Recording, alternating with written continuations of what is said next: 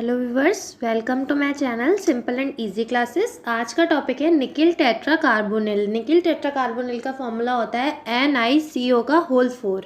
ये एग्जाम में कुछ इस तरह से पूछा जाता है, how is nickel tetra carbonyl prepared, describe its main properties. तो चलिए स्टार्ट करते हैं। निकिल टेट्रा कार्बोनिल प्रिपरेशन आ जाती है फसली की, इसे प्रिपेयर्ड कैसे किया जाता है। निकिल टेट्रा कार्बोनिल की प्रिपरेशन फॉलोइंग मेथड से करते हैं। 30 से 50 डिग्री सेल्सियस पर हॉट रिड्यूस निकिल को, हॉट का मतलब है यहाँ पे कि गर्म होगा वो, और रिड्यूस मतलब अपचयित निकिल पर कार्बन मोनोऑक्साइड प्रवाहित करने पर निकिल टेट्रा कार्बोनिल बनता है। आप यहाँ देखेंगे कि ये हॉट रिड्यूस निकिल है और इस पर कार्बन मोनोऑक्साइड प्रवाहित किया गया है 30 से 50 डिग्री सेल्सियस पर, तो यहाँ निकिल टेट्रा कार्बोनिल बन गया है।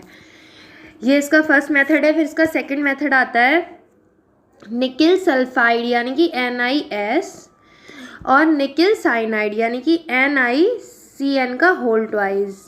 निकिल साइनाइड के बेसिक सस्पेंशन में कार्बन मोनोऑक्साइड प्रवाहित करने पर निकिल टेट्रा कार्बोनिल बनता है।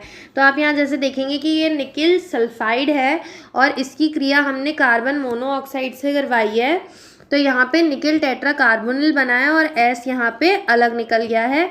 यहाँ आप देखेंगे कि CO यहाँ मूव कर जाता है और S अलग निकल जाता है। इसी तरह यहाँ पे निकिल साइनाइड लेंगे, यहाँ पर भी जो है यहाँ से CN अलग निकल जाएगा और जो CO है वो यहाँ मूव कर जाएगा। इस तरह से करके यहाँ पे निकिल टेट्रा कार्बोनिल बन जाता है। हैलोजन एक्सेप्टर की प्रेजेंस में निकिल आयोडाइड को कार्बन मोनोऑक्साइड के साथ हीट करने पर निकिल टेट्रा कार्बोनिल बनता है। आप यहाँ देखेंगे कि हैलोजन एक्सेप्टर की प्रेजेंस है, तो यहाँ हैलोजन एक्सेप्टर की प्रेजेंस हो गई और निकिल आयोडाइड का ये निकिल आयोडाइड है NiI2। इसकी क्रिया जब कार्बन मोनोऑक्साइड के साथ कराते हैं तो यहाँ निकिल टेट्रा कार्बोनिल बनता है। ठीक, इसकी फिजिकल प्रॉपर्टीज़ आती हैं। यह कलरलेस लिक्विड होता है। इसका मेल्टिंग पॉइंट 25 डिग्री सेल्सियस और बॉइलिंग पॉइंट 43 डिग्री सेल्सियस होता है। यह वाटर में इनसॉल्युबल है, इट मीन्स कि वाटर में नहीं घुलता है, बट ऑर्गेनिक सब्सटेंसेस में ये सॉल्युबल होता है। यह केमिकली टॉक्सिक होता है, थोड़ा सा विषैला होता है। ये केमिकल प्रॉपर्टीज़ इसकी आ जाती हैं। इसकी फर्स्ट प्रॉपर्टी है इफेक्ट ऑफ हीट।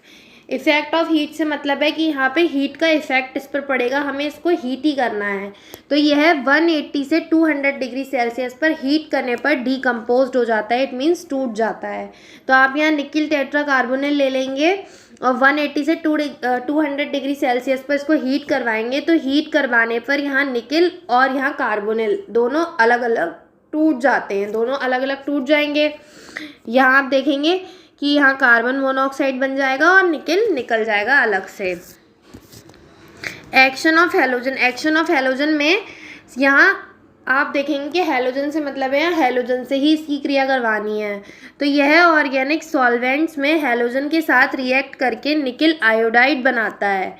यहाँ देखेंगे आप हैलोजन हो गया, इसकी क्रिया हम निकिल उससे करा रहे हैं, निकिल टेट्रा कार्बोनिल से करा रहे हैं। तो यहाँ NiCl2 बन रहा है और यहाँ से कार्बोनिल अलग हो जा रहा है, यानी कि कार्बन मोनोऑक्साइड। इसी तरह इसकी Br2 से क्रिया करा रहे हैं, तो यहाँ पे ये CO अलग निकल आ रहा है और यहाँ ये जुड़ जा रहा है दोनों, तो NiBr2 बन जा रहा है। Action of acids. Action of acids में मतलब है कि इसकी क्रिया हमें एसिड से ही करानी है। तो H2SO4 हम लेते हैं सल्फ्यूरिक एसिड। जब nickel tetra carbonyl dilute H2SO4 के साथ रिएक्ट करके फॉलोइंग रिएक्शन देता है। यहाँ आप देखेंगे निकिल टेट्रा कार्बोनिल है, इसकी क्रिया हमने सल्फ्यूरिक एसिड से कराई है। तो यहाँ पे जो SO4 है वो यहाँ पे मूव कर गया है और CO अलग निकल आया है यहाँ और H2 अलग निकल आया है। ठीक, तो यहाँ निकिल सल्फाइड बन जाता है। HCl गैस से क्रिया। आप देखेंगे कि यहाँ मैं HCl गैस से क्रिया कराऊंगी। यह HCl गैस के साथ रिएक्ट करके CO तथा H2 मुक्त करता है। यहाँ निकिल टेट्रा कार्बोनिल है, इसकी क्रिया हाइड्रोक्लोराइड से करवाएंगे। तो यहाँ NiCl2 निकलेगा, CO निकलेगा और H2 निकलेगा। ये पूरा तरह से ये टूट जाएगा, यहाँ पे HCl और यहाँ पे ये साइड में H2 निकल आएगा। Action of barium hydroxide. Barium hydroxide का फॉर्मूला होता है BaOH का होल ट्वाइस। इसकी क्रिया जब हम निकल टेट्राकार्बोनिल से कराएंगे तो यहाँ पे एक एडिशन प्रोडक्ट निकलता है निकल बाई कार्बोनेट, यहाँ CO4 है इसके, तो यहाँ पे एक साइड में ये भी निकलता है BaCO3, तो यहाँ से इस तरह से करके निकलेगा BaCO3 निकल जाएगा और एक CO3 बचेगा जो यहाँ आ जाएगा और यहाँ NiH2। स्ट्रक्चर इसका आता है, स्ट्रक्चर में आता है इसका ओल्ड कॉन्सेप्ट, यानी कि इसके दो कॉन्सेप्ट होते हैं, एक ओल्ड कॉन्सेप्ट है और एक मॉडर्न कॉन्सेप्ट है जो अभी रिसेंटली आया हुआ है। तो ये ओल्ड कॉन्सेप्ट है। आपको इसका स्ट्रक्चर किस तरह बनाना है, आपको निकल टेट्राकार्बोनिल ले लेना है, उसके बाद उसकी इलेक्ट्रॉनिक कॉन्फ़िगरेशन लिख लेनी है 1s2 2s2 2p6 3s2 3p6 4s2 3d8 और 4p0। अब आपको इसके ऑर्बिटल स्ट्रक्चर लिखना है। तो 3D में 8 इलेक्ट्रॉन्स होते हैं तो 8 इलेक्ट्रॉन्स आप फिल कर देंगे। 4s में 2 इलेक्ट्रॉन्स होते हैं तो 2 इलेक्ट्रॉन्स फिल कर देंगे। 4p में एक भी इलेक्ट्रॉन नहीं है तो उसे खाली रहने देंगे।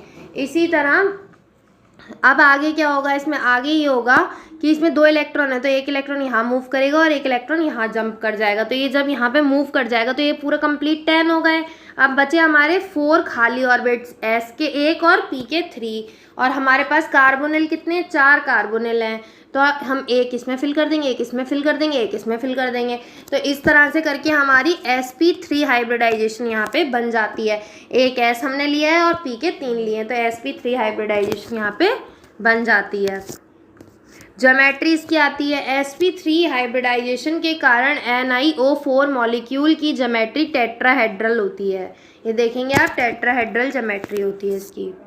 रीसेंट कॉन्सेप्ट में है, रीसेंट कॉन्सेप्ट में आप आ जाते हैं तो NiCO4 यानी कि निकल टेट्राकार्बोनिल है, ये यहाँ निकल आप ले रहे हैं तो इसमें आपको पहले इसकी इलेक्ट्रॉनिक कॉन्फ़िगरेशन लिखनी है 1s2 2s2 2p6 3s2 3p6 4s2 3d8 और 4p0। उसके बाद आपको इसका ऑर्बिटल स्ट्रक्चर लिखना है। यहाँ पे आपके 8 इलेक्ट्रॉन्स होते हैं, 8 इलेक्ट्रॉन्स फिल कर दिए, s में 2 होते हैं 2 फिल कर दिए और p में 0 होता है तो 0। उसके बाद अब उसमें क्या हो रहा था, आपका जो ओल्ड कॉन्सेप्ट था उसमें एक यहाँ पे जंप करा था, एक यहाँ पे जंप करा था, बट इसमें ऐसा नहीं होगा।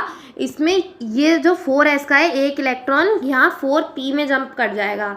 जब ये 4p में जंप कर जाएगा तो यहाँ पे 4 अनपेयर्ड इलेक्ट्रॉन्स आपको दिखाई दे रहे हैं और 2 एम्प्टी इलेक्ट्रॉन्स ऑर्बिटल्स आपको दिखाई दे रहे हैं। तो इसमें आपको किस तरह से फिल करना है, इसमें आपको इस तरह से फिल करना है कि हमारे पास 4 कार्बोनिल है, ठीक, 4 कार्बोनिल में से हम 2 तो इसमें फिल कर देंगे, 2 एम्प्टी हैं ये ऑर्बिट्स, इसमें हम फिल कर देंगे।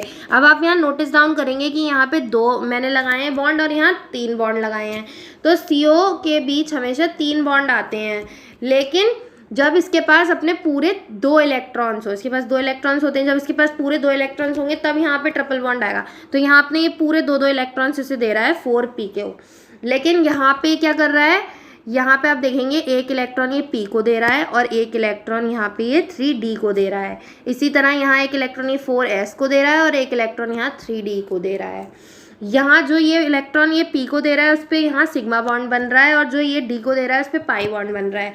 इसी तरह यहाँ पे ये वाला जब s को दे रहा है तो इसके पास एक सिग्मा बॉन्ड बन रहा है, लेकिन जब ये d को दे रहा है तो यहाँ पाई बॉन्ड बन रहा है। अब आप इसकी हाइब्रिडाइजेशन रखोगे कि यहाँ पे आप देखोगे कि 2 इलेक्ट्रॉन तो हमने d के लिए तो d2 होना चाहिए, फिर एक s का लिए तो s होना चाहिए और p के 3 लिए तो d2 sp3 होना चाहिए। लेकिन इसकी हाइब्रिडाइजेशन sp3 क्यों होती है, तो इसकी sp3 हाइब्रिडाइजेशन इसलिए होती है क्योंकि आपको ये चीज़ ध्यान रखनी है, जिसमें आपके सिग्मा सिग्मा बॉन्ड बनेंगे सिर्फ आपको वही ऑर्बिट्स लेना है।